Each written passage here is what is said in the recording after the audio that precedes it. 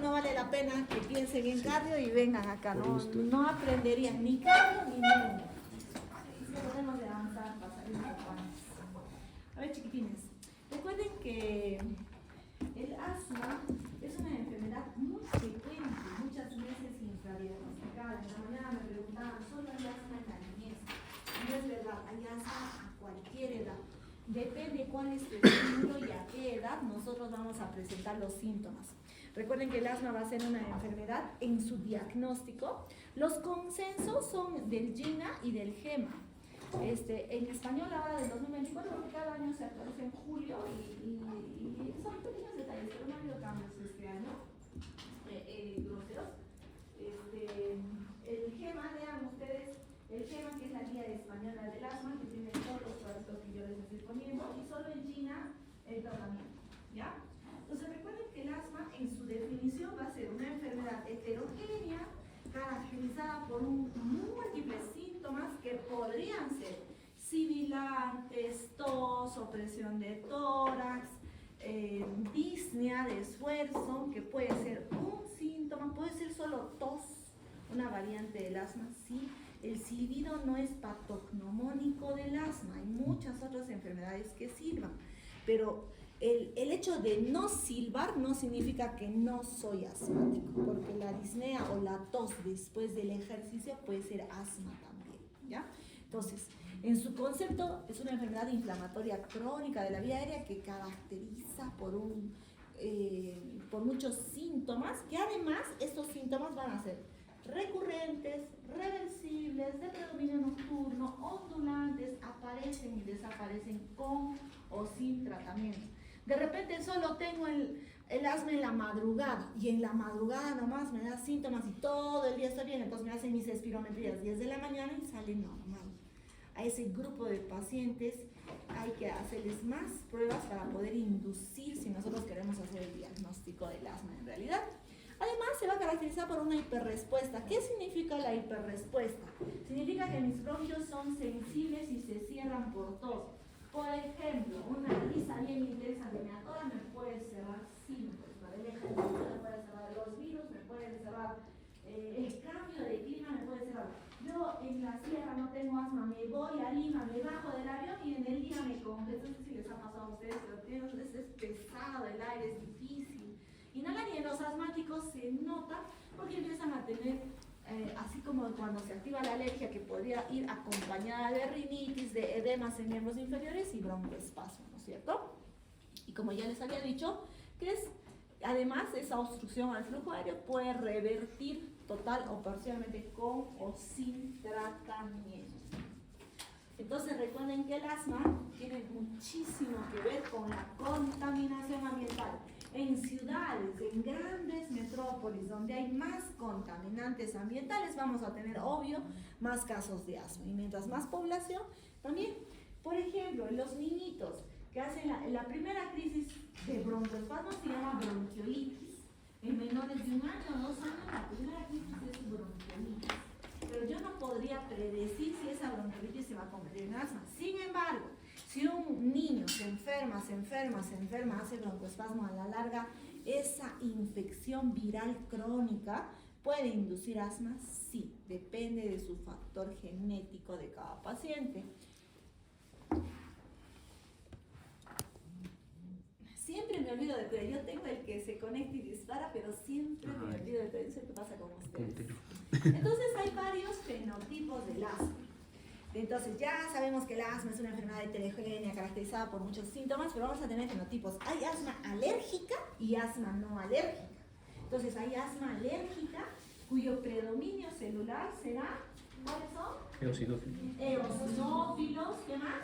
Y mastocitos. Y los linfocitos TCD4. Entonces yo les pregunto, ¿cuál es la célula inflamatoria fundamental del asma? Decía el eosinófilo, el linfocito TCD4 y el mastocito. ¿Por qué? El asma alérgica es el 80% de los casos de asma en general. Son los pacientes que inician en la niñez asociados de rinitis y atopía y es el más fácil de tratar porque son sumamente sensibles ya que son alérgicos atópicos a los corticoides. En cambio, el otro grupo de asma es el asma no alérgica, a predominio de neutrófilos o el asma neutrofílica. Y es el que empieza a edades más grandes, de repente ya cuando soy en la edad escolar, y es el asma que no responde al corticoides, es más difícil tratar. Dentro de esto yo podría tener asma granulocítica y asma pausigranulocítica. ¿De qué va a depender? De mi cantidad de células que hay en la vía aérea. Yo puedo hacerle un BAL, un esputo inducido y ver cuántos eosinófilos o neutrófilos tiene la vía aérea, porque mientras más acúmulo de células inflamatorias, más mediadores inflamatorios va a haber. Otro tipo de asma es el asma que inicia a la edad adulta. Puede empezar a 70, 80, 90, cualquier edad. Lo importante es que tenga ciclicidad. Cada invierno a mí me da síntomas y me duran 3 meses. Después de que yo viajé a Europa y solo en Europa me pongo mal, pero hago ciclicidad, no importa a cualquier edad.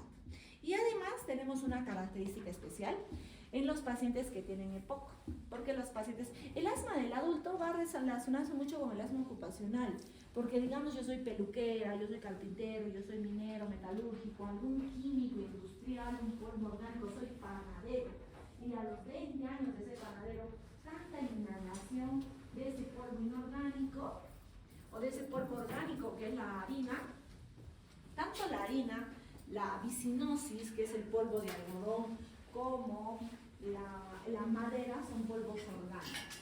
El resto son polvos inorgánicos, ¿no es cierto? Entonces yo puedo tener asma ocupacional. Es muy fácil darse cuenta. El paciente solo va a la industria, depende de los costureros. Solo cuando estoy en el taller tengo congestión, silbidos, viajo a otro lado o me voy el fin de semana donde mi mamá y dejo de tener síntomas. Regreso al taller y el paciente se da cuenta. El otro fenotipo de asma es el asma maseco, que es el síndrome de sobreposición que decíamos antes, el overlap, que es el paciente que ya es asmático de muchos años y el asma remodela. Esa remodelación del asma puede conducir 2 caminos. O va a ser fibrosis pulmonar y va a haber un engrosamiento de la membrana alveolo-intersticial con disminución de la difusión, o va a haber el EPOC, la obstrucción crónica que ya no revierte. Entonces, por eso nos preocupa el asma a esta edad, porque el paciente dice, yo no tengo síntomas, entonces yo normal, pero a ver, hagámosle una espirometría, una prueba de esfuerzo, a ver si su función pulmonar está 100% adecuada. Hoy día en la mañana veíamos varios pacientes que tienen una función pulmonar 60, 50% en gente joven, que no percibe esa limitación porque ya se han acostumbrado a vivir así. Pero pasa que a los años o le da EPOC o le da fibrosis, y eso se llama remodelación de la vía aérea. Todos los mediadores inflamatorios se quedan a vivir ahí y ya, como no ha habido un antiinflamatorio, un corticoide que normalice la vía aérea, se queda pues a vivir ahí, remodela la vía aérea. Y el otro biotipo es el asma de la obesidad, bien difícil de tratar porque se asocia a SAO, se asocia a hipoventilación, son pacientes crónicos que a veces tienen reflujo y como tienen hipoventilación siempre tienen atelectasias y eso hace que sea más difícil poder revertirlos y tratarlos con el corticoide. También tenemos el asma de la menarquía, el asma del estrés. Cuando hay una liberación brusca de catecolaminas, no solamente puede haber vasodilatación, sino también broncoconstricción. Entonces, en base a esos fenotipos y en base al predominio celular, yo puedo decir asma alérgica, no alérgica. Dentro del endotipo alérgico podría ser solo eosinofílico o no eosinofílico, o el asma no TH2. ¿De qué depende esto? De los mediadores inflamatorios. ¿Se acuerdan que el COVID tenía un grupo, la cascada inflamatoria bien elevada, y otro grupo que no encendía la cascada inflamatoria? Igualito es el asma. Hay un grupo que no enciende la cascada inflamatoria severamente, es el no T2, o el que enciende la cascada inflamatoria severamente con gran cantidad de células, que podría ser netamente alérgico o incluso eosinofílico. Eso va a depender de qué célula es principalmente mi mediador inflamatorio. Hay asmáticos que tienen la IgE muy elevada, que es la inmunoglobulina E, que se libera por los leucotrienos, y entonces se estimula ese predominio celular de IgE. A ese grupo de pacientes de repente no va bien con corticoide, de repente va bien más Montelukast, con antileucotrienos o de repente con un inhibidor de los leucotrienos, la interleuquina 13, la interleuquina 4, la interleuquina 5, los anticuerpos monoclonales, ¿no es cierto? Entonces, no hay una edad de predominio del inicio del asma. Entonces, nosotros vamos a ver carpintero, yesero, minero, metalúrgico, pulidor, el que está en contaminación ambiental va a tener el riesgo de hacer broncoespasmo. Y cuando hagamos la clase de PIB, vamos a ver cómo la injuria ambiental afecta tanto los cilios que yo puedo desencadenar asma en un grupo de pacientes, en otro grupo puedo desencadenar EPOC, en otro grupo EPIB, en otro grupo cáncer. Depende de mi respuesta celular, de mi genética y además depende de los mediadores inflamatorios, ¿no? Por eso probablemente por todo eso tengamos más cáncer, ¿no es cierto? Y también otra cosa muy importante que nos tiene que quedar claro, que desde que el bebito se forma y está en la barriga de la mamá, si está expuesto a una noxa, puede tener riesgo de hacer asma. Por ejemplo, que la mamá sea fumadora, que la mamá tenga mala alimentación, que el bebé nazca prematuro, que nazca por cesárea, que no tenga lactancia materna exclusiva. Ojo, como un nivel de evidencia A, quiere decir que sí está probado que la dieta del lactante influye en el tema del asma. Está probado que mientras más infecciones en el lactante, más riesgo de hacer asma a la edad adulta. Por eso es que nosotros como médicos incidimos en que el niño pues no tiene que exponerse como ahora lo sacan al ruido, a la bulla, a la contaminación, están en el mall, están en el cine, entonces el niño no tiene por qué exponerse a las noxas siendo tan chiquitos o se van a la cuna, porque en la cuna toditos se enferman. Entonces los papás dicen, no, yo lo voy a llevar desde los 8 meses a que se estimule, cada 2 meses hacen su proceso de parto. Y a la larga eso les perjudica a los niños porque cuando nosotros los tenemos en casa no los exponemos a esos aerosoles ambientales como pueden ser los virus o la contaminación ambiental, todos los aeroalérgenos, ¿no? ¿Yo puedo hacer algún asma inducida por medicamentos? Sí, puedo hacer asma inducida por medicamentos en el tema de que yo soy muy sensible de repente a la aspirina y mi primera dosis puede hacer alergia, como no, y mi segunda, mi tercera dosis puede sensibilizar y hacer más alergia, igual con las penicilinas, paracetamol, los antiácidos, etc. Entonces hay gente que se toma una dosis de AINES y explota su asma. Hay gente que hace alergia, pero una alergia controlada, que depende de la atopia, del nivel de alergia en severidad que tenemos en ese momento. Cuando nosotros tenemos la alergia, recuerden que la alergia es una condición innata de cada persona. Y al ser una condición innata, no tiene tratamiento. Yo puedo controlar la alergia mientras le doy medicamentos. Y la alergia se exacerba, no siempre se manifiesta. Yo puedo haber nacido alérgico y solo en la niñez tener prurigo y granitos cuando me ponen lanita, después de muchos años no, y después de muchos años volver a hacer alguna alergia. Eso depende de la respuesta. Hay gente, así como ustedes saben en dermato, cuando hagan dermato, hay gente que es alérgica hasta al ajo y se le descama la piel. Es increíble. Igual que el pénfigo es un tipo de respuesta autoinmune. Hay algunos pacientes que son riníticos con unos pólipos grandes que hay que ir operando los pólipos. Hay gente que es hipersecretora de las secreciones y no, por más medicamento que le damos, no cambiamos de clima, no van bien. Depende eso de su nivel de alergia, pero la alergia nunca es constante en la vida. Hay épocas que baja, que no sabemos muy bien, probablemente el estrés hormonal, qué sé yo, y hay épocas que sube. En las mujeres, por ejemplo, a ver, si yo nací asmática y hago síntomas en la niñez, probablemente en mi siguiente cambio hormonal, que es para mi escolaridad, dejo de ser asmática. En la pubertad puedo volver a ser asma.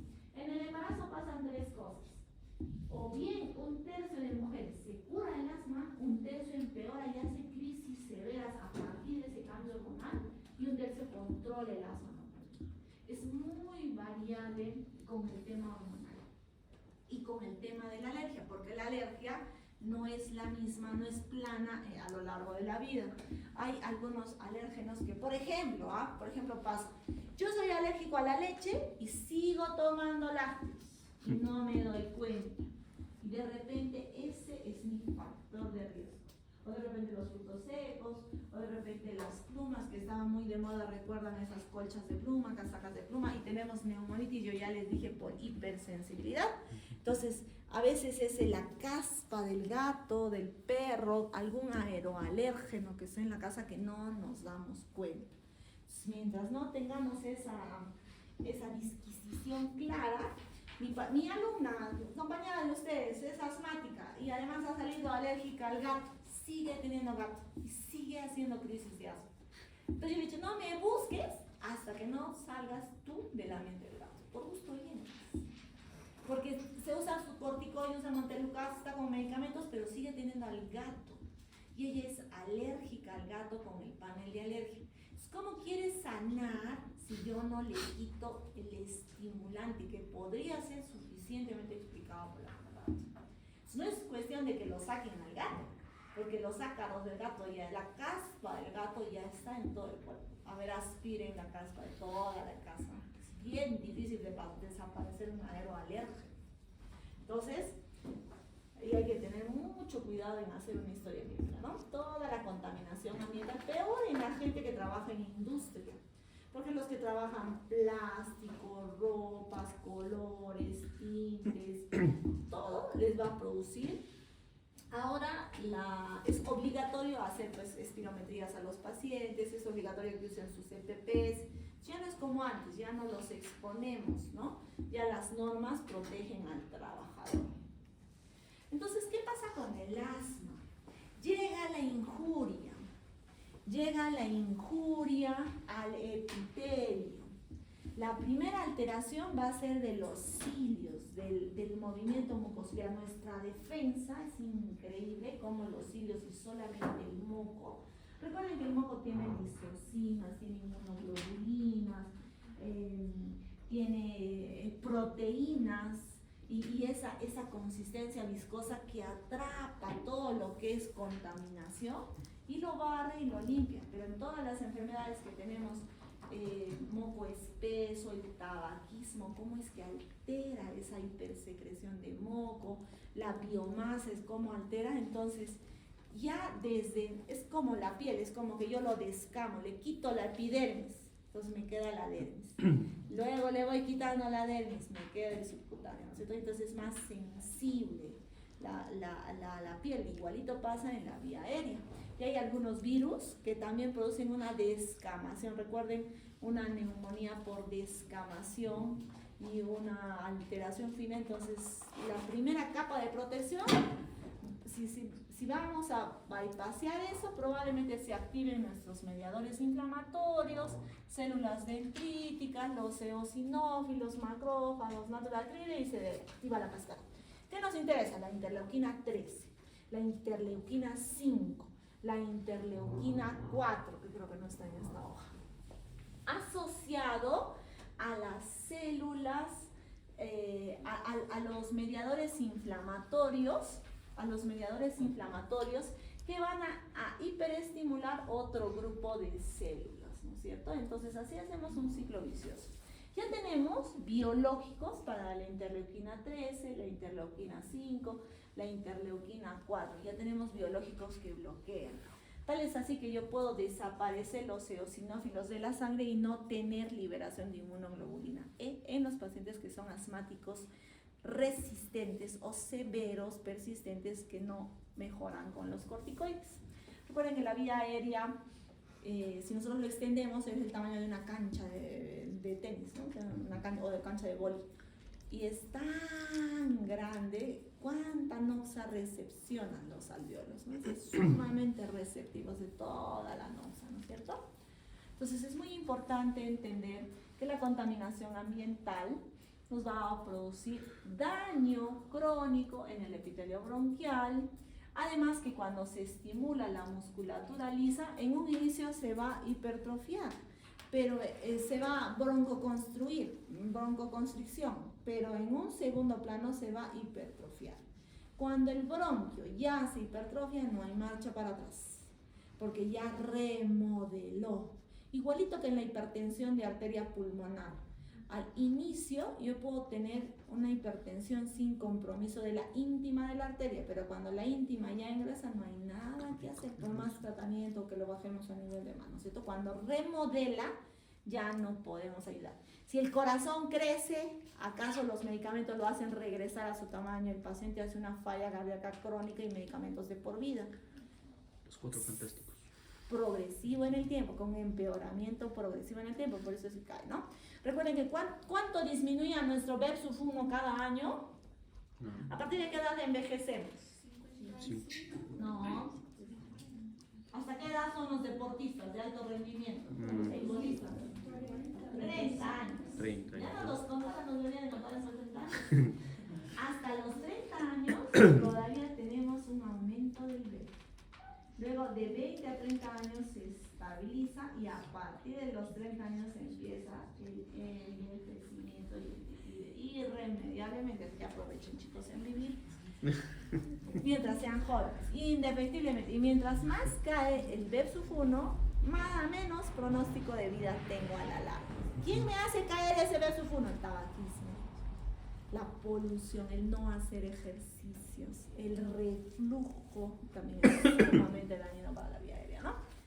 Entonces nuestra musculatura se hipertrofia y ya empieza a presentar más cambios, ¿no? Nuestras células endoteliales, los fibroblastos, miofibroblastos. El fibroblasto es la célula inflamatoria predominante del EPIC, pero también se puede estimular su alteración en EPOC. Por eso es que el asma podría producir EPIC a la larga. ¿El asma puede producir EPOC? Sí. ¿El asma puede producir bronquiectasia? Sí. ¿El asma puede producir cáncer? Sí. Por este ciclo vicioso de mediadores inflamatorios. Y también se activa la vía colinérgica, por eso nuestro tratamiento broncodilatador son los anticolinérgicos. Más de lo mismo, nuestras principales células, y dependiendo del grupo celular, no nos puede faltar el linfocito T y el linfocito TCD4, los mastocitos, los eosinófilos. Hay un grupo de asmáticos de predominio neutrofílico. Los macrófagos alveolares son muy importantes, células pulmonares y células dendríticas con la misma cascada inflamatoria. Entonces, la histamina, los leucotrienos son broncoconstrictores. La prostaciclina es broncodilatadora, pero también hay algunas prostaglandinas que son broncoconstrictoras. Entonces, ahí no debemos de equivocarnos. Los factores de crecimiento derivado de las plaquetas o de las células granulocíticas, ¿no es cierto? Como les decía, interleuquina 13, 4 y 5 son ahora nuestras dianas terapéuticas para poder tratar el asma severa. ¿Se nos mueren pacientes de asma? Sí, se nos mueren pacientes de asma, sobre todo los de la raza negra y los diabéticos, los obesos. En el diabético no podemos ponerle pues pulsos de corticoides. Se nos muere la raza negra que hace unas hipertensiones severas, una diabetes severa, un asma severa también se nos muere, pero es un tema de raza, ¿no? Nuestros mediadores inflamatorios, muchos mediadores inflamatorios, no debemos olvidarnos, como les decía, las interleuquinas, la histamina, el óxido nítrico, la prostaglandina D2, a diferencia de la prostaciclina, que es broncodilatadora, los leucotrienos, las quimiosinas, y de estos los factores estimulantes de crecimiento, ¿no? Yo no quiero que aprendan todo porque es sumamente complicado, pero los que les he mencionado sí. Entonces, viene mi paciente que es a cualquier edad, pero sobre todo en niños, porque es mucho más frecuente en la niñez, sí. Y puedo tener asma solo en la niñez y el resto de mi vida no tenerlo, sí. Eso depende de mi primer cambio hormonal. Y depende, de repente, luego de muchos años de la influenza, y la influenza me hace regresar el asma. De repente me fui a Puerto Maldonado y me alquilé un cuarto muy húmedo, y la humedad y el moho me induce nuevamente asma, sí. Eso va a depender de la noxa a la cual estamos expuestos. Entonces recordemos que el niño o el paciente va a venir con un sinfín de síntomas, que son, yo doctora siempre tengo tos, siempre tengo flema, siempre hago carraspera, siempre tengo moquillo, porque el asma a veces se asocia a la rinitis, tengo silbido, tengo flema, me oprime el pecho, tengo disnea. Y cíclico, ¿no? Entonces el paciente dice, yo siempre tengo flema, doctor, y siempre tengo tos. Ese paciente tiene que ir a un estudio de evaluación de asma. Sobre ese cotejo sintomático, qué época se activa, épocas no, épocas revierte solito, épocas necesita, porque también hay gente que se automedica con dexametasona, se toma un cursito de corticoides y se sana. ¿Sí? Pues porque el corticoide es la pieza angular del tratamiento del asma. Sí, en inhalador que no le hace daño, porque en vía oral es muy concentrado para el paciente asmático, ¿no es cierto? Entonces, a ese paciente, ¿qué le voy a pedir? ¿Qué prueba? La espirometría, ¿no? La espirometría. ¿Cómo era el patrón del asmático, doctora? No, en el asma no hay corte. En el EPOC sí, hay un número. En el EPOC hay un número, en el asma no. En el asma depende del límite inferior de normalidad. Recuerden que la espirometría es una prueba de comparación, lo que hace el paciente con lo que debería hacer. Y en el asma se tiene que comparar en base a su valor que me da el espirómetro para ese paciente. Entonces hay predichos. Hay hospitales, digamos, Pérez Padilla en México agarró 5.000 personas y les hizo espirometrías y sacó los predichos. Igual alemanes, Hudson, italianos, alemanes. Cada población debería tener su predicho y meterlo a la máquina y la máquina. Nosotros utilizamos los predichos de gente a nivel de mar, por ejemplo. Entonces no sabemos qué tan cierto es, ¿cierto? A nivel de altura deberíamos de tener nuestras poblaciones, pero se utilizan unos espirómetros diferentes, los volumétricos, para estudios poblacionales. No se utilizan los espirómetros que tenemos acá, los de flujómetro, los de turbina. Y hacemos nuestra espirometría. ¿Qué dice nuestra espirometría? ¿Es un patrón obstructivo? Si mi espirometría es normal, ¿podría ser asmático? Ajá, ¿en qué momento? Cuando tengo asma controlada. Si yo tengo asma controlada, obvio que mi espirometría va a ser normal. De repente, como les decía, la espirometría solo vale 3 de la mañana a ver al paciente cuando siente síntomas. O solo después de jugar fútbol y que venga rapidito a soplar. Entonces, este es el asma inducida por el ejercicio. O háganle en Lima, porque solo en Lima tienen los síntomas. Es bien difícil, ¿no es cierto? Entonces a este paciente con espirometría tiene que tener un patrón obstructivo, es lo típico del asma, ¿no? La espirometría es un patrón obstructivo. ¿A qué se dice patrón obstructivo? La relación del volumen expirado forzado del primer segundo entre la capacidad vital forzada tiene que ser menor de su límite inferior de normalidad. El versus 1, toma aire, sopla con fuerza. Todo lo que yo exhalo se llama capacidad vital forzada. Y de esa capacidad vital forzada, el primer segundo, es un segundo, ¿ah? El primer segundo es el versus 1. Y si yo hago una maniobra, mala maniobra, no sirve. Fíjense, ¿han visto en Neum? Como la licenciada está, tome aire y sople, abuelito que no sopla, no sirve, la prueba está mal hecha, no sirve. Tengo que tener conducciones, para eso yo induzco una expiración forzada en el paciente y recién veo la obstrucción. Además, le voy a hacer una prueba de broncodilatación, quiere decir que le doy salbutamol, le hago la espirometría sin salbutamol, le pongo salbutamol 400 microgramos, y le hago nuevamente la espirometría. Ese paciente que revierte, ¿cuánto tiene que cambiar? ¿Al tipo de rotación? 12% y 200 ml. Ambos, índice, ¿no? Si yo tengo una respuesta completa, tiene que ser 12% y 200 ml. Ese se llama prueba completa para el broncodilatador, ¿no es cierto? Entonces ahí tengo una respuesta positiva, soy un paciente asmático y tienen que empezar mi tratamiento. ¿Qué pasa si mi prueba es negativa? Lo provoco, lo nebulizo con histamina, metacolina o la prueba del ejercicio y lo provoco. Y le hago espirometrías seriadas. Eso se llama prueba de provocación, que no lo hacemos porque lo podemos mandar a la UCI. La histamina es súper potente para cerrar la vía aérea, ¿no? Entonces, preferible, hacemos la prueba de los ejercicios. Si todo es negativo, yo tengo que buscar diagnóstico complementario. A ver, ¿qué silba que no es asma? tuberculosis, EPOC, neumonía obstructiva, infección, ¿qué más? Fibrosis, obstrucción de la vía aérea, ¿qué más? ¿Qué más? SILVA, que no es asma. El asma cardíaca, ¿no es cierto? El edema agudo, no han visto ustedes van a dar mañana exámenes de falla cardíaca congestiva, ¿no? Los criterios de Framingham, estudiarán, ¿no es cierto? Para ver, ya no lo utilizan, pero sí, no sé, ya está, listo. Y también, reflujo, el reflujo también sí.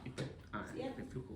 Y si yo no controlo mis síntomas, de nada serviría que le dé tratamiento. A ver, la descarga posterior, la rinocinositis y la poliposis. El paciente toda la noche se echa y cae pues un líquido. Y ese líquido estimula la vía aérea y la vía aérea se cierra. Si yo no veo todo eso en el paciente, a la larga le doy un mal tratamiento a mi paciente, ¿no es cierto? Entonces es muy importante, yo tengo que valorar tos, sibilancias, disneas, episódicos, diurnos, nocturnos, que se inducen con el ejercicio, y podría valorar mi riesgo o no de tener asma. No todos los pacientes tienen sibilantes. Miren, hay un gran grupo de pacientes que tienen sibilantes, pero no el 100%. Para que vean que el asma no es patognomónico, el silbido no es patognomónico del asma. Entonces, a esa mi historia de síntomas, yo tengo que preguntarle, yo tengo que hacerle mi plan de trabajo del asma. ¿Cómo es mi plan de trabajo del asma? A ver, para que vean los de atrás. No sé si el que se sienta atrás vea, yo pienso que los que se sientan adelante nomás se conectan con la clase. Los de atrás bostezan más. A ver, entonces, concluyendo, si mi patrón es obstructivo, una espirometría con broncodilatador, con reversibilidad completa. ¿A qué se llama reversibilidad completa? El BEP-SUF1 o el FBC, un cambio más del 12% y 200 ml. Mucho mejor si es 15% y 400 ml, no hay duda. El paciente es asmático. Denle corticoides inhalados meses. O el pico expiratorio forzado aumenta 20%. En los niños tiene un valor, bueno, igual. Yo a este paciente, mi espirometría sale mal, o en la posta yo no tengo espirometría, le voy a hacer la flujometría. La flujometría es un aparatito, tome aire, sople, tome aire y sople. Y veo mi variabilidad. En la mañana le hago soplar, en la tarde le hago soplar, o en la noche le hago la variabilidad. ¿Cuánta variabilidad tiene mi paciente? En los adultos, más del 10%, y en niños, más del 13%, se considera que el paciente tiene asma. No mejora mi paciente, le doy corticoide inhalado un mes, y después de un mes le repito la espirometría. Y si en ese mes ha habido cambios, si fuese 2 meses, 3 meses, mejor, no es un tiempo exacto, pero más de 4 meses, más de 4 semanas, le hago el control, y si veo que ha incrementado mi BEP-SUF1, ese paciente también es asmático. ¿No? Igualito al niño, eso se llama prueba terapéutica, que decimos, ¿no? Se lleva el tratamiento y veo si con eso mejora mi paciente, ¿no? Y en el niño también, sobre todo, es mucho mejor si aumenta su pico expiratorio en 15 o 20%.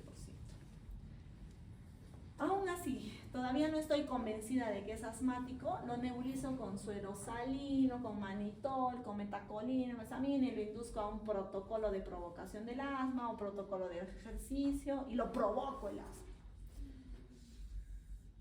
Y si aún así tengo dudas, yo solamente podría hacerle en el ejercicio una excesiva variación, sobre todo cambiándolo de ambiente y de lugar.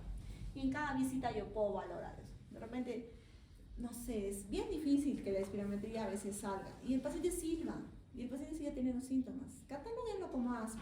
Denle tratamiento y háganle pruebas cíclicas a ese paciente, ¿no? El paciente solito les va a decir si va a mejorar. No, tengo que salir, ¿no? Sí. ¿Qué pasó? Ya. Esa es la forma fórmula de la variabilidad, yo le hago el VSUF1, postbronjodilatador, es lo que nosotros conocemos como reversibilidad, ya lo saca la espirometría, ¿no es cierto? ¿Se acuerdan que nosotros tenemos columnas en la espirometría? Ahorita vamos a llegar a una prueba de espirometría y vamos a ver. La variabilidad es con el flujómetro. Saco la fórmula y veo cuánta variabilidad hace el paciente en el día. Esto es más de lo mismo. Ya. Ahora yo tengo que definir. Ya vino mi paciente con síntomas todo el rato, le he hecho mi prueba de espirometría, lo catalogo por más. Ahora tengo que saber si es asma controlada, parcialmente controlada o no controlada. Y le voy a preguntar, en las últimas 4 semanas, señor, ¿cuánta frecuencia de síntomas diurnos? ¿Cuánta frecuencia de síntomas nocturnos? ¿Cuánta necesidad de salbutamol? Hay gente que usa salbutamol todos los días. ¿Tolera el ejercicio? ¿Cómo va su función pulmonar? ¿Cuántas veces se exacerbó? Esto es del GEMA, pero el GINA utiliza solo 4 preguntas. Síntomas diurnos, síntomas nocturnos, la necesidad de utilizar salbutamol y el deporte. Con esos 4 bastaría que yo lo catalogo. Controlado, no controlado o parcialmente controlado. Pero el GEMA le asocia la función pulmonar y el número de exacerbaciones. ¿Por qué es importante catalogarlo así? Porque el tratamiento es escalonado para arriba y desescalonado para abajo. Entonces yo le digo al paciente, señor, cuando usted tenga más síntomas, aumente sus inhaladores. Cuando tengas menos síntomas, reduzca sus inhaladores. Teóricamente deberíamos de verlo cada mes al paciente, pero no se puede en el sistema de salud que contamos ahora, ¿no? Creo que ningún país, salvo las EPS, puedan tener un adecuado control del asma, porque la EPS es barato, el paciente va cada mes, no hay colas, entra directamente ¿no? En cambio, para conseguir un cupo, tienen que hacer madrugar los pacientes, ¿no? Y entonces, en base a eso, yo ya es asmático, ya lo estratifiqué, ya tengo que darle, ver, ¿no? Con cuántos, yo tengo un asma persistente leve, un asma persistente moderada, un asma persistente grave. O lo catalogo como un asma bien controlada, parcialmente controlada o mal controlada. Depende de la escala que ustedes quieran usar. Yo lo puedo catalogar con niveles de control o lo puedo catalogar como un asma persistente, leve, moderado o grave. ¿Para qué? Yo pueda tener los síntomas. A mí no me gusta catalogarlos así, prefiero catalogarlos de la otra manera porque es facilísimo, ¿no? Pregúntale al paciente y en la consulta siempre lo vemos. Ay, ¿por qué esto está tan borroso? Ya. Entonces, yo tengo que además en la consulta valorar el riesgo de mi paciente si se va a exacerbar. Tengo que ver, ya hizo exacerbaciones severas hace un año, me dice el paciente, estuve en UCI hace un año. Ese paciente tenga la plena seguridad que si no usa bien su corticoide inhalado va a regresar a la UCI. El uso excesivo de medicación de rescate. Yo me acabo un salbutamol cada semana. El salbutamol tiene 200 disparos. El tratamiento del asma en el salbutamol es solo sintomático. El salbutamol es un broncodilatador calmante del espasmo. Entonces el paciente siente alivio, respira, pero hay gente que no se vuelve independiente, sino que están constantemente cerrados y requieren mantener la vía aérea abierta y usan excesivamente el salbutamol. Entonces, hay algunos factores, sobre todo los psicosociales, que hacen que el paciente no perciba sus síntomas adecuadamente o que no salgan de la noxa, que estén persistentemente fumando, que tengan otras comorbilidades que no lo vemos, que no utilice su corticoide inhalado, más bien se automedique con el corticoide vía oral, etcétera, etcétera, para mal control del asma. Además, es muy importante los mismos factores de exacerbación. Ya, entonces, una vez que yo ya lo estratifiqué, ahora tengo que plantear el tratamiento. Y el plantear el tratamiento me tiene que dar a mí algunos objetivos. Por ejemplo, que se reinserte a la vida normal.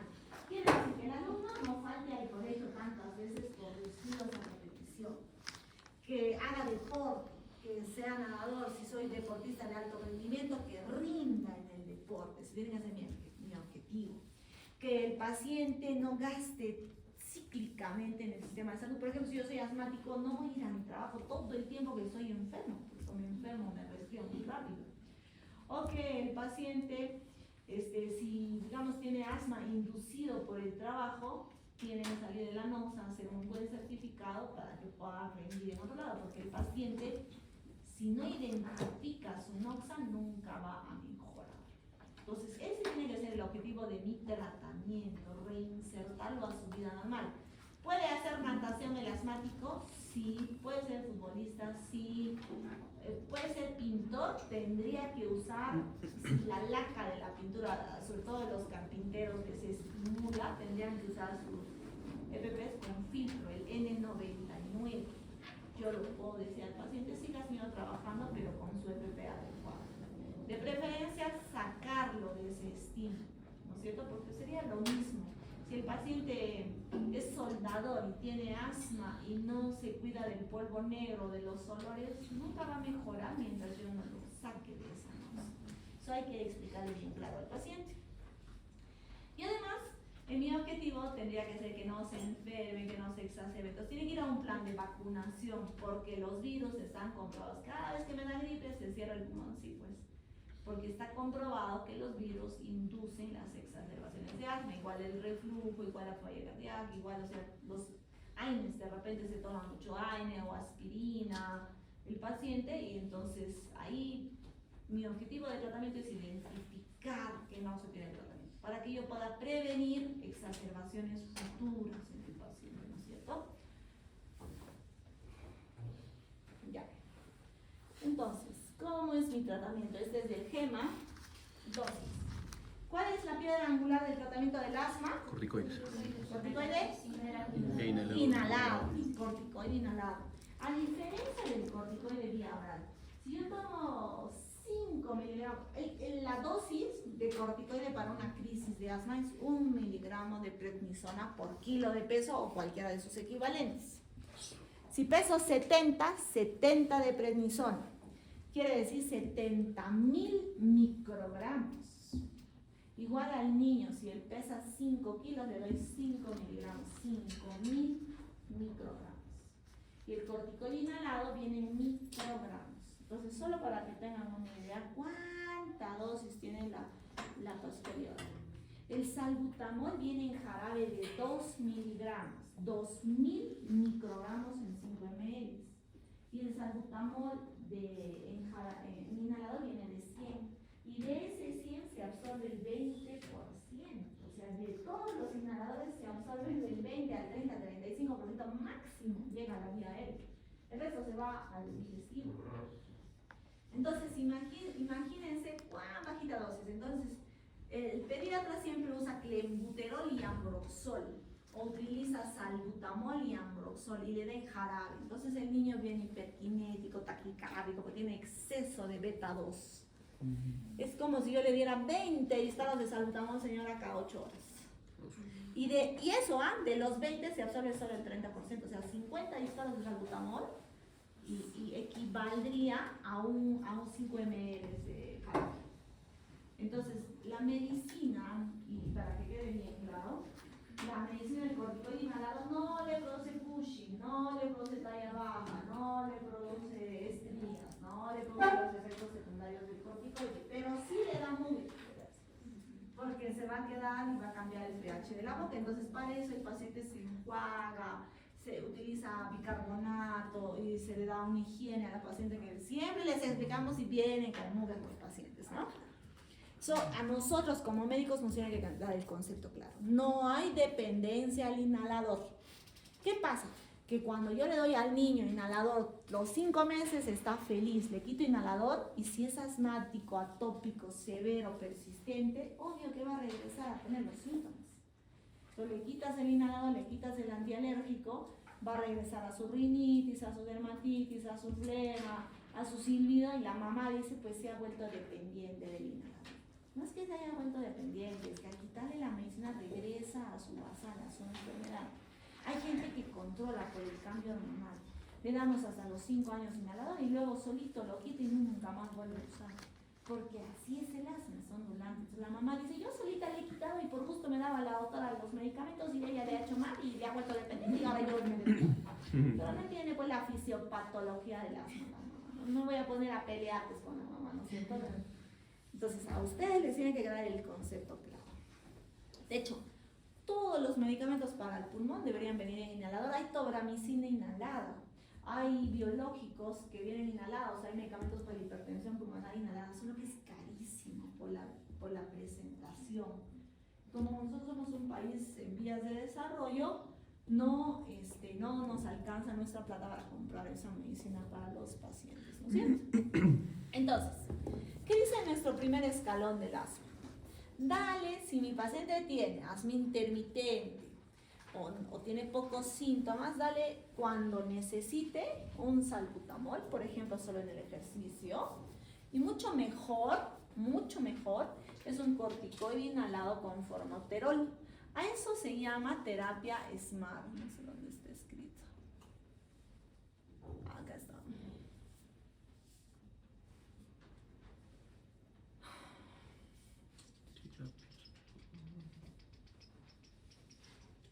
Esa palabrita no hay.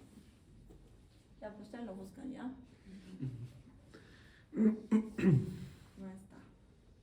No está escrita la palabrita. Ya. Entonces, en mi primer nivel, yo le voy a dar un glucocorticoide inhalado con un formoterol. El formoterol es lo mismo que el salbutamol. Tiene efecto rápido, broncohilatador, beta 2, pero la ventaja es de efecto prolongado, 12 horas. El salbutamol es un broncohilatador, beta 2 agonista, actúa sobre los receptores beta 2, no solamente del pulmón, sino también del corazón, por eso estimula el latido cardíaco y también produce la taquicardia y también del nerviosismo, ¿no es cierto?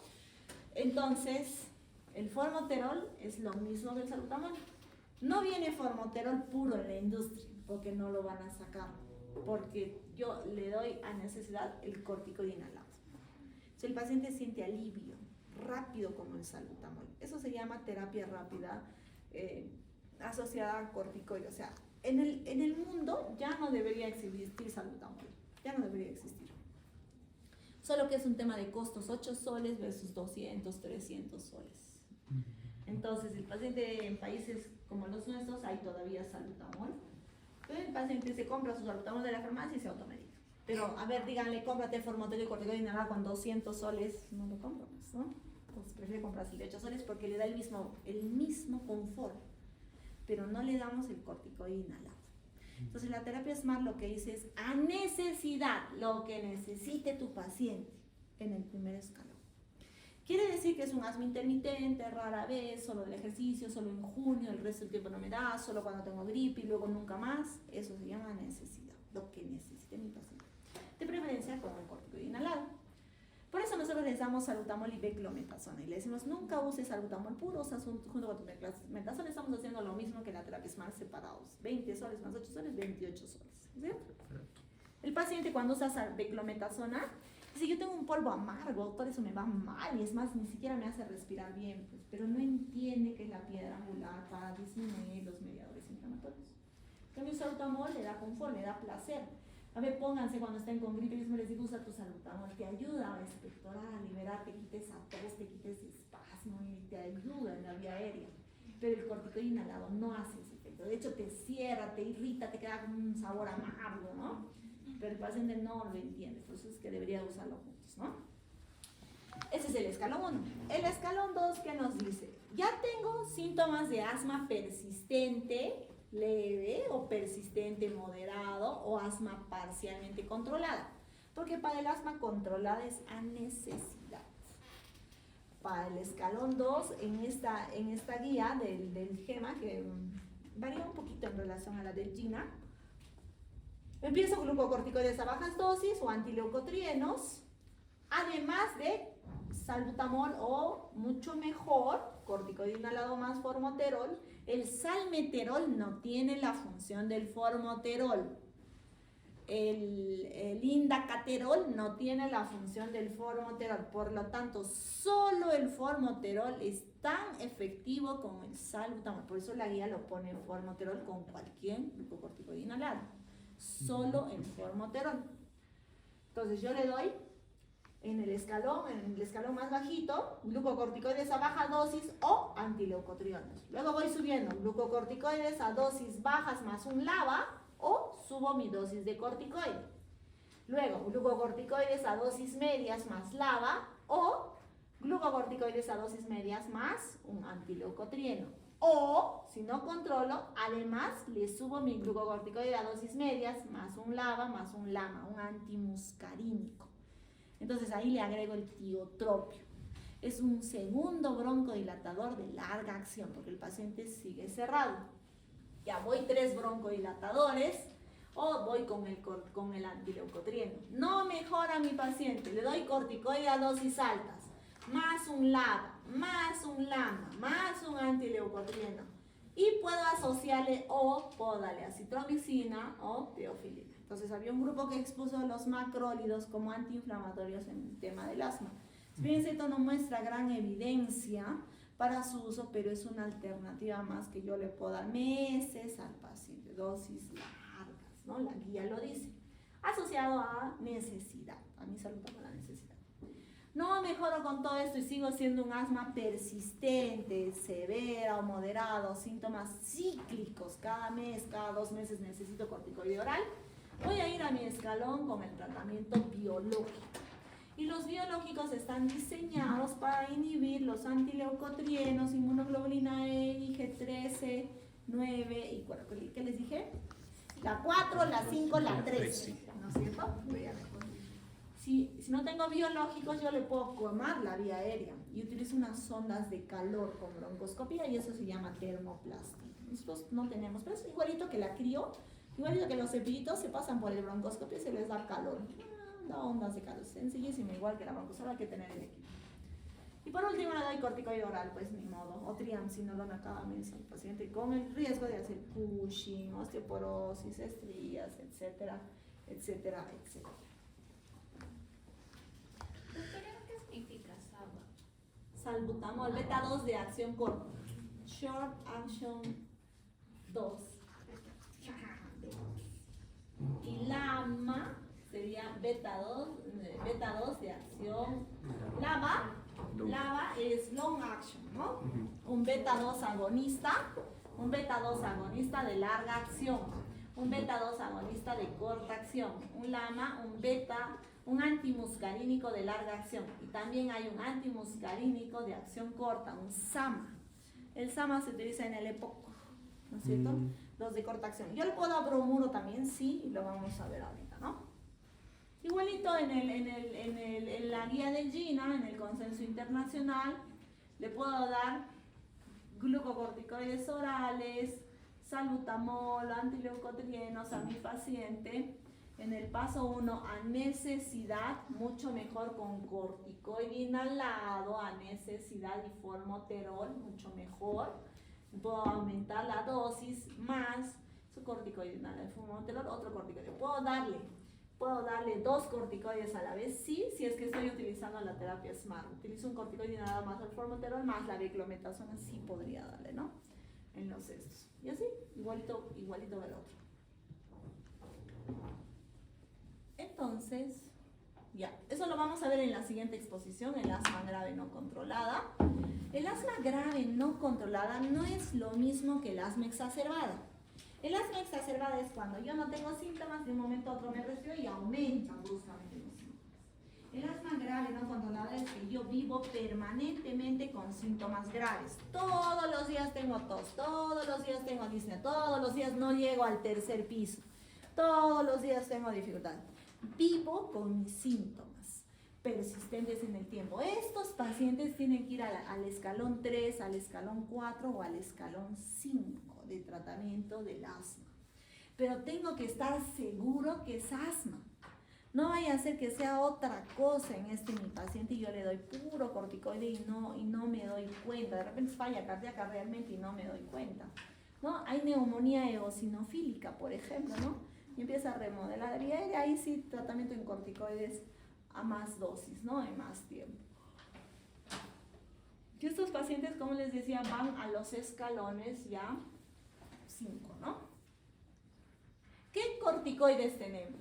Beclometasona, budesonida, ciclosonida, fluticasona, mometasona, en varias presentaciones. Igual para niños, los mismos inhaladores. No están los SABA ni los LAMA. Ya lo van a sacar del este. En SAMAS, en beta 2, en Acción corta. los beta 2 agonistas de corta acción está el salbutamol, el bromuro dipratropio y la terbutalina. De larga acción hay varios medicamentos que podría ser el formoterol, el salmeterol, el indacaterol.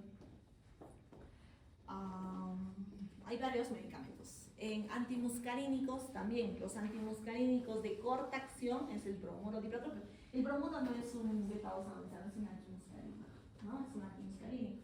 Y el tiotropio, el bromuro dipratropio es de corta acción y el bromuro de tiotropio es de larga acción.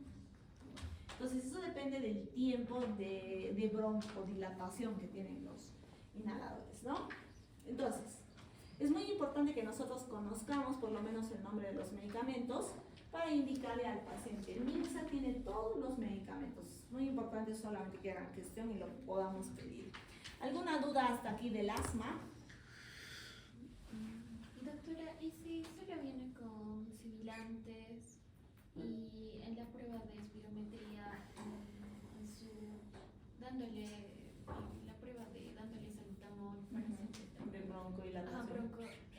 sale menos, digamos un 11, pero no llega al 12 ni al 200, entonces ya podemos darle tratamiento o repetimos la prueba? Si tiene síntomas persistentes, sí, porque recuerda que aún así tú le puedes hacer una función pulmonar después de un mes.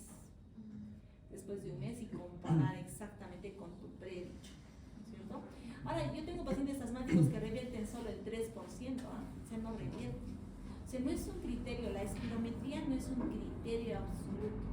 En asma prima el cuadro clínico y el paciente nota la diferencia cuando usa meses el inhalador. En cambio, en EPOC, el corte es absoluto, o sea, yo no tengo diagnóstico de EPOC si no tengo una espirometría que cumple el criterio del EPOC. Menos de 0.7, la relación del BEP-1 sobre el FBC, el EPOC. El consenso del EPOC lo dice así. Si no tienes una espirometría obstructiva al 0.7, no es EPOC. En el asma prima la clínica, aún con espirometría normal. Es bien difícil hacer el diagnóstico del asma espirométricamente. Como les digo, habría que tener las condiciones en las cuales el paciente se siente. Por ejemplo, el paciente que venga a las 3 de la mañana porque a las 3 de la mañana le da crisis de tos y le hagamos la espirometría a 3 de la mañana, por ejemplo, eso es una condición.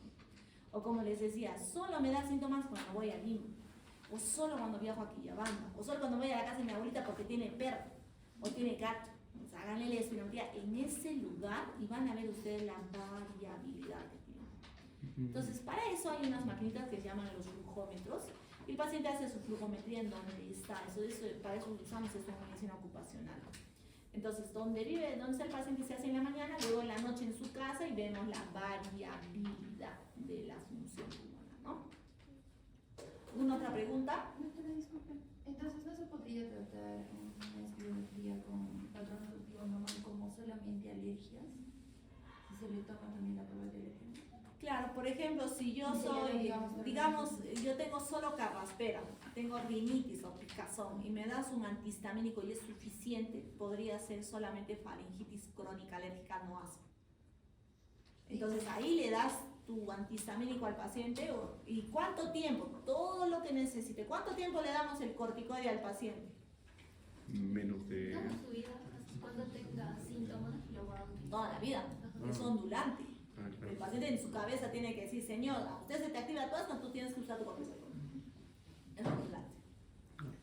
Pero Pero es toda la vida con ese pensamiento, no es que se cure el asma, se puede dormir, sí, se puede bajar y controlar y llegar a un asma controlada, sí, hasta que se embaraza y se despierta su asma, o hasta que le llega el COVID y le da asma igualito.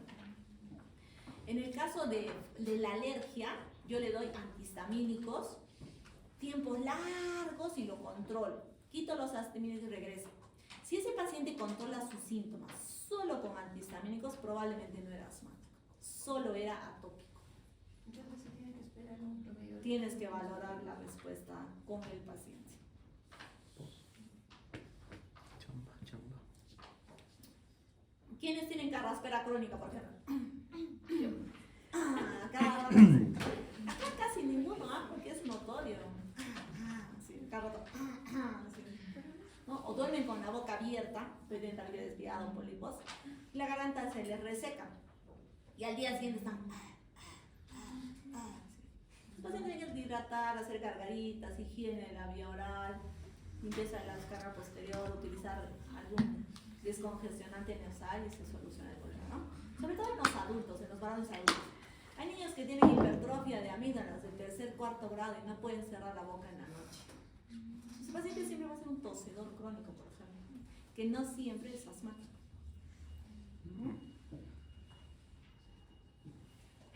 Ya, párense, siéntese. ¿Quién llegó tarde? Ya, Vanessa. Que esta asma exacerbada puede llevar, dependiendo de la velocidad de instalación. Yo tengo un asma exacerbada de velocidad rápida que lo va a matar. Por ejemplo, le picó la abeja y le produce edema, broncoespasmo, todo, y si no le doy adrenalina, le puedo matar. Depende de cuántas abejas pica, ¿no? Y si les pica, ¿no? Pero yo me tomé una aspirina y puedo hacer un angioedema. Si soy sumamente alérgico a la aspirina, o me pusieron diclofenaco, me pusieron penicilina, ¿no? Entonces hay gente que hace shock anafiláctico por inyectables, ¿no es cierto? Y la de instauración lenta es, por ejemplo, en el resfrío, que hace una semana y poco a poco se ha ido exacerbando mis síntomas, ¿no? O, por ejemplo, yo tengo mi gastritis, se activa mi reflujo y hago síntomas más lentos. El asma exacerbada es variable según su gravedad, dependiendo de cuál es su mecanismo de instauración. Yo les había dicho, todas las noxas ambientales van a desencadenar mediadores inflamatorios. Acá en el asma exacerbada, predominio de interleuquina 25, interleuquina 33, interleuquina 4, 5, 13, nuestros mediadores más inflamatorios. Van a producir un rápido desbalance, ¿Qué pasa cuando se activan los eosinófilos, los basófilos, los mastocitos? Alta liberación de histamina y de esas interleuquinas que producen broncoespasmo. Entonces, los fenotipos del asma ya los conocemos, todos se pueden exacerbar, sí, todos se pueden exacerbar. El que más se exacerbará será el asma alérgico, ¿no? Que tiene más respuesta, más hiperrespuesta, ¿no? A los estos. Entonces, no es lo mismo el asma exacerbada que el asma no controlada, y eso no me canso de decir, porque cuando viene el paciente a la emergencia, ustedes tienen que saber si es así su paciente o es que realmente requiere un cambio de medicación urgente. El asma exacerbada va a ser un progresivo aumento de los síntomas que van a requerir un cambio de tratamiento. Además que lo puede llevar a la UCI, porque tenemos el concepto de asma casi fatal, que pone en riesgo la vida del paciente. Por ejemplo, el paciente que no usa su corticoide inhalado, el que se exacerba frecuentemente y además alguna vez ha requerido ya UCI, el que abusa de su salbutamol, el que no percibe su disnea, por ejemplo, el que tiene trastorno del sensorio, el que tiene retardo mental, el que es limítrofe, hay una personalidad limítrofe también, el que fuma cigarrillos, el que tiene comorbilidades, va a poner en riesgo su vida. Y yo tengo un asma de instauración rápida y un asma de instauración lenta en la crisis del asma.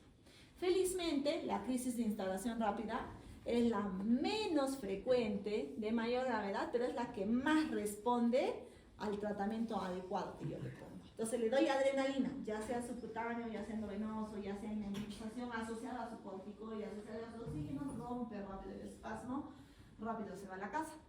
Pero el asma de instalación lenta es la que el 80% de las crisis, generalmente asociadas a infecciones o a mal control, asociado a infecciones bacterianas, y tiene una respuesta más lenta, 5, 7, 10 días, hacen broncoespasmo, bronquitis con broncoespasmo, le damos una semana de tratamiento y recién rompe el espasmo, ¿no?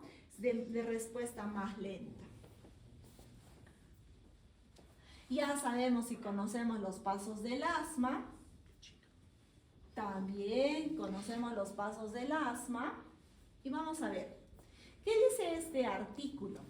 Este artículo dice que a pesar de que en varios países se han evaluado las tasas de exacerbaciones de los asmáticos, incluso tras ajustar a la misma edad, al mismo sexo, al mismo peso, a la misma condición socioeconómica y demográfica, el asma sigue siendo variable.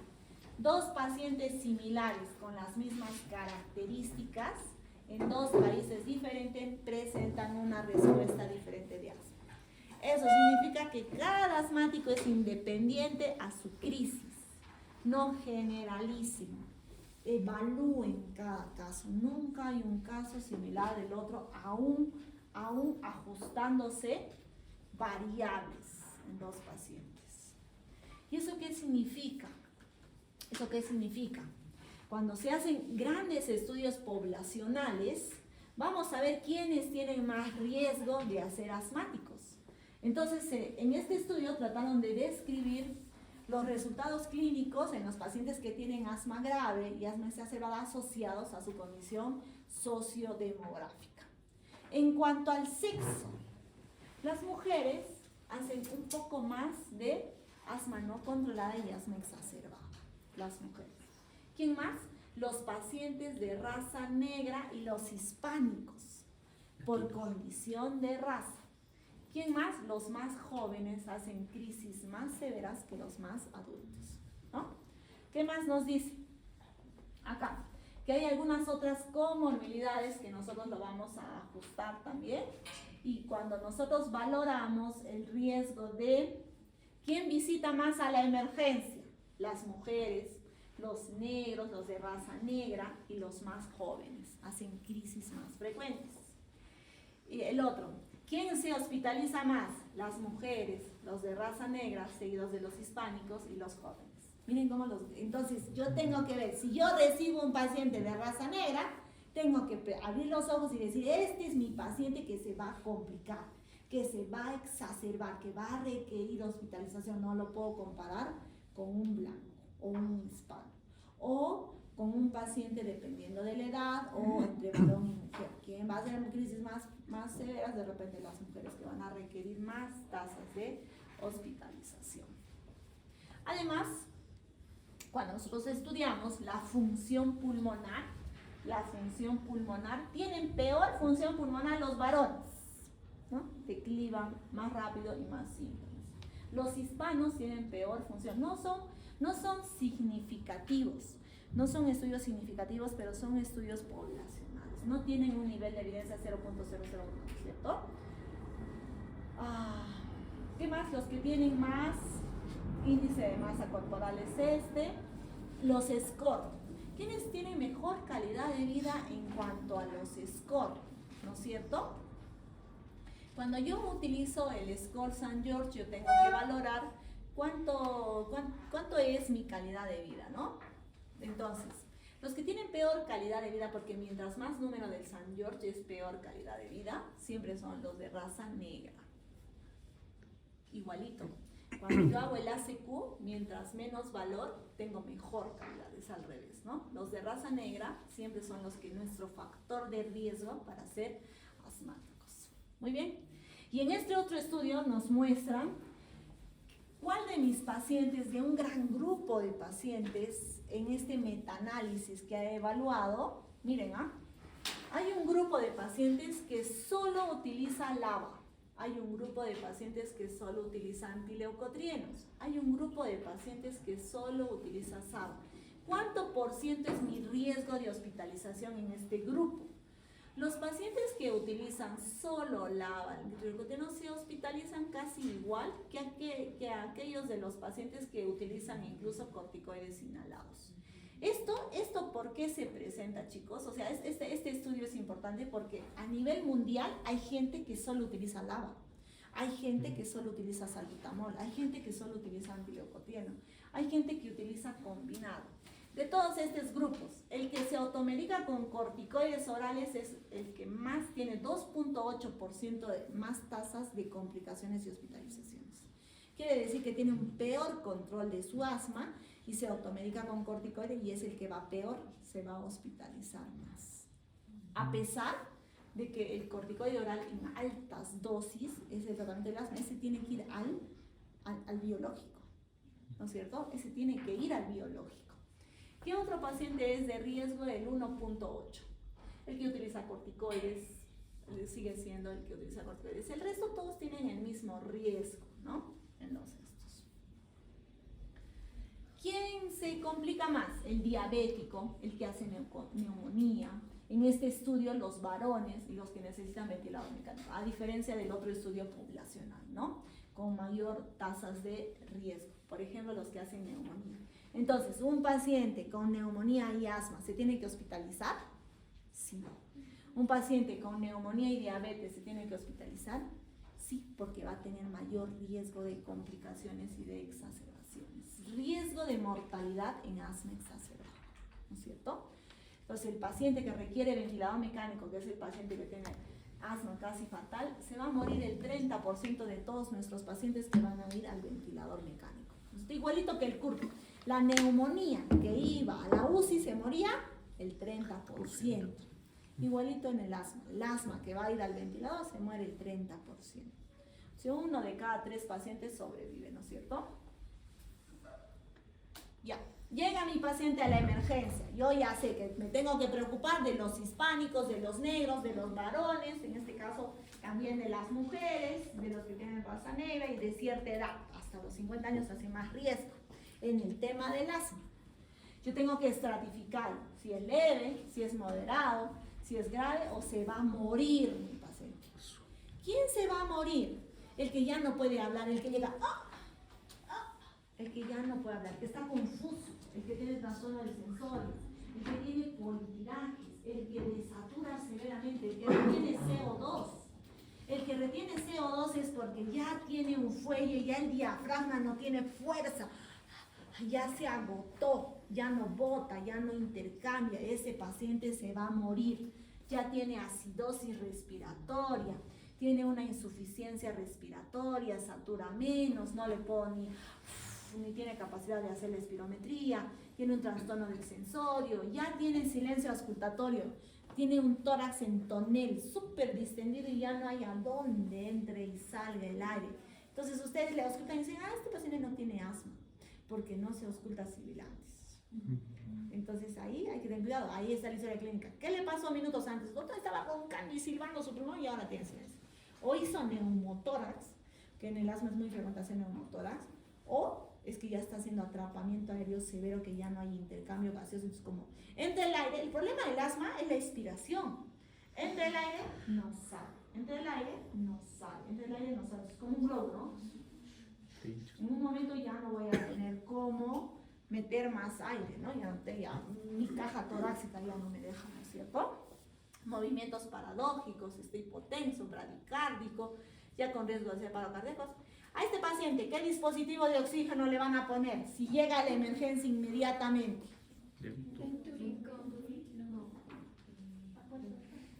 Bolsa de reservorio.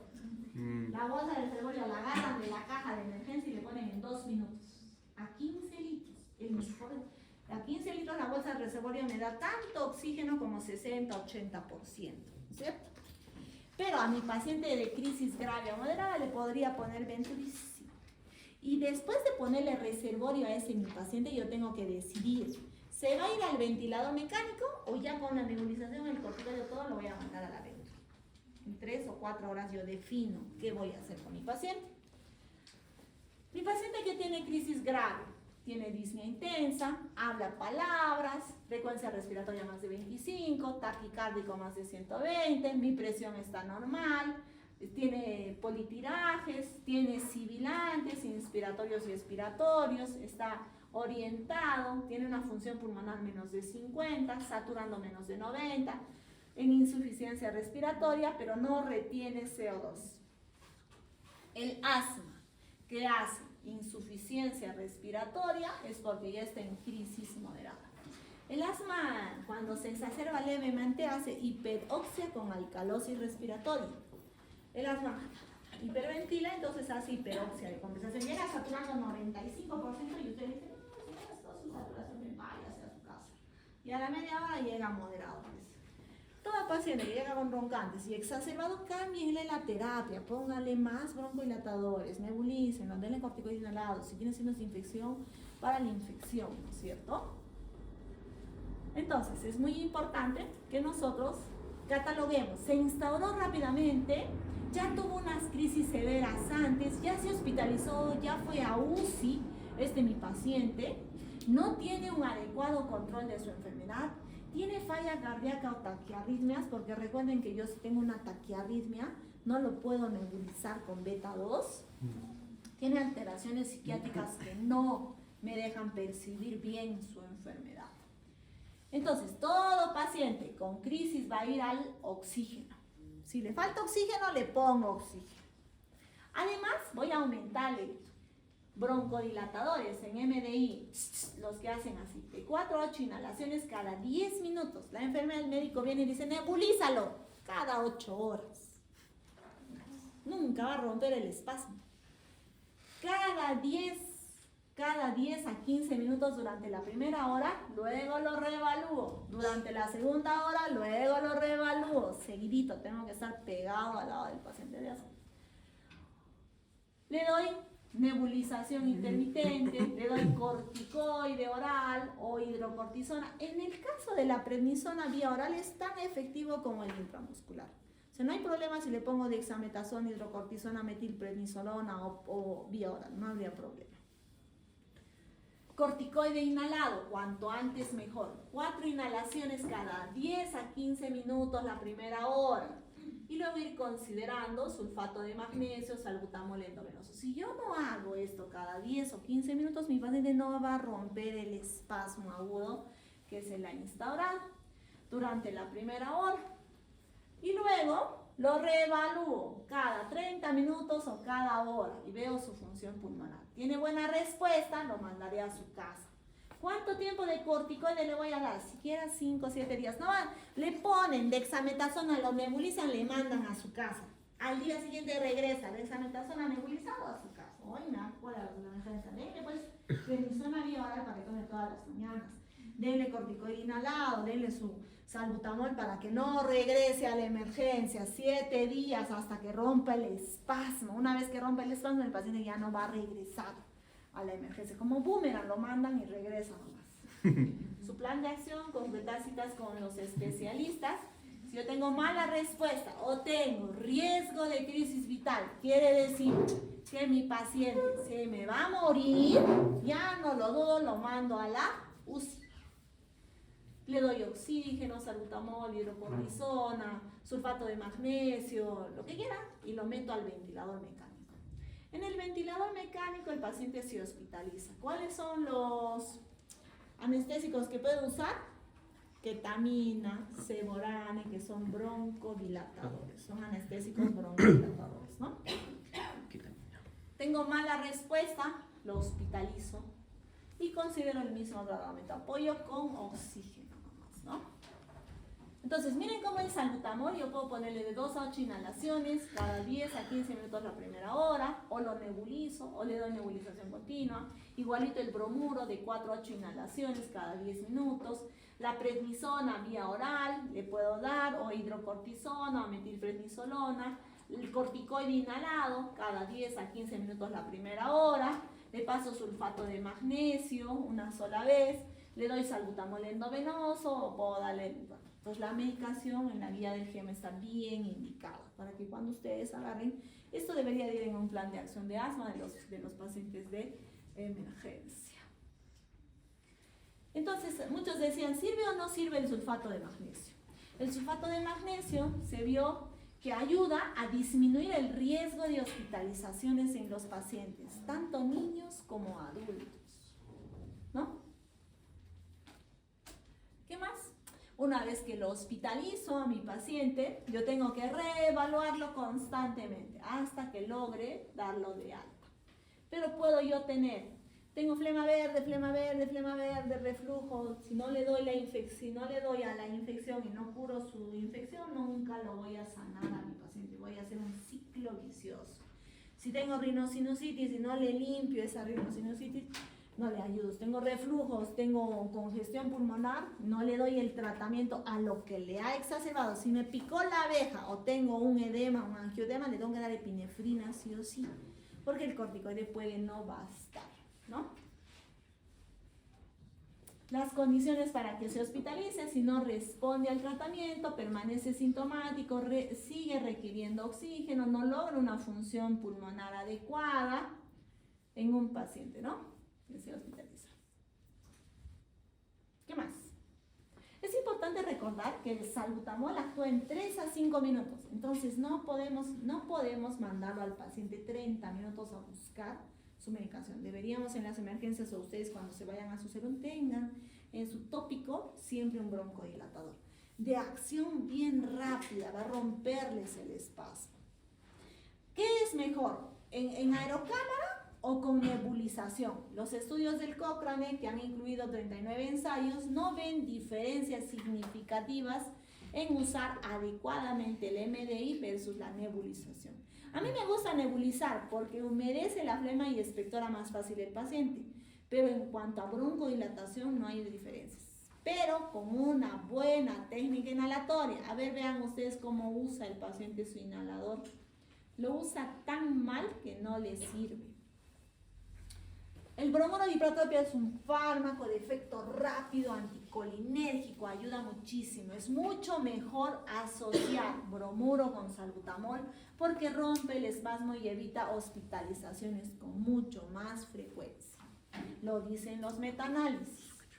Entonces, acá, si yo le doy corticoide inhalado 4 veces su dosis, reduzco el riesgo de asma exacerbada y además de hospitalizaciones. Quiere decir que si mi paciente tiene síntomas que ya está empeorando, yo tengo que duplicar o cuadriplicar la dosis de corticoide inhalado tiempos largos, 1 semana, 10 días, 15 días, que aborda el riesgo de hospitalizaciones en mis pacientes.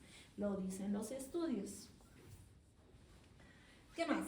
Cuando se hacen auditorías a todas las unidades de asma en un estudio de Suiza que hicieron, vieron, bueno, la cantidad, los estudios genotípicos, todo. Lo que más llamaba la atención, a ver, a la mayoría de pacientes que llegaba a la emergencia le hacían su EKG, su rayos X, su tomografía, su su ecocardiografía transesofágica, su espirometría, su cultivo, su esputo, pero miren que no al 100%.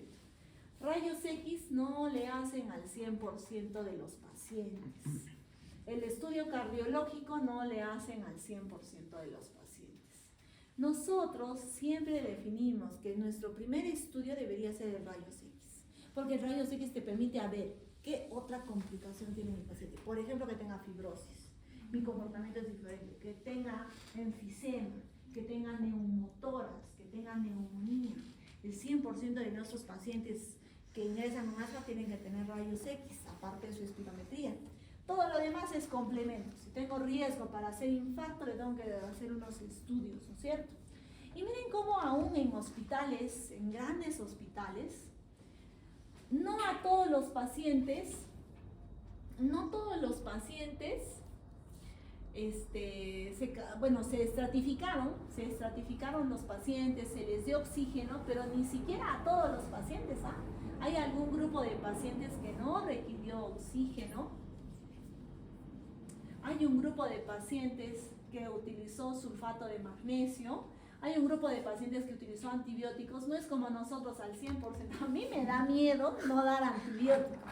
Si yo uso corticoides, siempre le doy por lo menos acitromicina, porque no tengo test rápidos. Yo no podría estar segura. A ver, si es influenza, el 80% de los pacientes que tienen influenza va a tener un compromiso bacteriano. Porque influenza abre las puertas al neumococo. Y hay estudios que dicen que después de la influenza, el 80% de los pacientes hacen infección por neumococo. A ver, tendríamos que estar 100% seguros primero que es viral, tener el IFI viral, hacerle los hisopados y solo tener los marcadores positivos para el IFI viral, identificar el virus. Segundo, darle antígeno urinario de legionela, antígeno urinario de neumococo, antígenos para estafilococo, podría utilizar y estar seguro que no es infeccioso. Mientras no tengamos eso, yo al menos le doy antibiótico, aunque sea amoxicilina. Amoxi, que es lo más básico, ¿no? Amoxi, me encantan los macrólidos. Antibióticos, oxígeno. Miren que aún estando en crisis, no el 100% de los pacientes tuvo que usar oxígeno. Deberían de haber usado el oxígeno. Saba utilizó un gran porcentaje, ¿qué le ponen acá? De corta acción, los anticolinérgicos de corta acción, los esteroides orales, tampoco el 100%, la gran mayoría, el 98% sí, cuando la guía dice que el 100% deberían usar. ¿Qué concluye este estudio? Este estudio concluye que a pesar de que nosotros tenemos guías y a pesar de que ya tenemos fenotipos y identificación del asma, todavía es muy variable la utilización, la estratificación, ¿no? Por eso es muy importante planificar rutinariamente cómo es nuestra respuesta en la emergencia, en la consulta, ¿no? Va al neumólogo, un neumólogo le da una cosa, va a otro neumólogo le da otra cosa y así. No tenemos estandarizados nuestros tratamientos a pesar de que tenemos guías internacionales, aún en las emergencias de grandes países. Es muy importante que el paciente salga con un plan de acción de asma. Y es que no tenemos tiempo porque se ha visto que la consulta aparece, señor, rapidito, ya rápido, ni siquiera se quita la casaca, lo sacamos, porque después de la consulta hacemos muchas cosas más, ¿no? No hay neumólogos, por eso les digo, ustedes van a salir probablemente especialistas dirigidos. Muchos de ustedes van a ser neumólogos y solo van a ver asma. Solo van a ver EPOC, solo van a ver fibrosis, y ustedes son los que van a implementar probablemente estos protocolos de acción que requieren los pacientes, ¿no? El asma es una enfermedad heterogénea, de diversas formas de presentación. Hay que individualizar al paciente para poder ayudar. Ya chicos, eso es todo. Este es el MDI. Es muy importante la técnica. Si yo no lo uso bien, no sirve. El inhalador no le va a llegar a la vía aérea distal, donde tiene que actuar. Si yo hago, me llegará a la tráquea y no sirve. Tengo que hacer una exhalación, luego tengo que hacer una inhalación. Mucho mejor con aerocámara que directo, sí.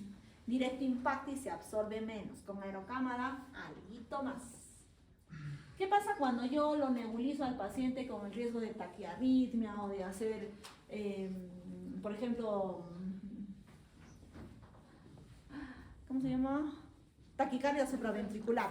La taquicardia supraventricular, ¿no es cierto? El riesgo de fibriloflúter que decimos, ¿no?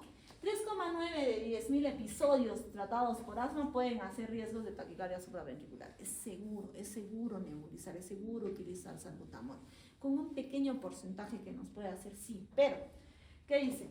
Que tras inhalaciones de SABA, cuando se evalúa la presencia de taquicardia supraventricular, estas inhalaciones de SABA a dosis clínicas, incluso a dosis mayores, no produce riesgo de morbimortalidad significativa en muchos pacientes. Entonces hay muchos pediatras que dejan de utilizar medicamentos en algunos niños que tienen incluso arritmias. No está contraindicado utilizar los SABAs en nebulización aún así, porque tiene poco riesgo de morbimortalidad. Ya chicos, eso es todo. Las dos exposiciones se les paso. Vayan a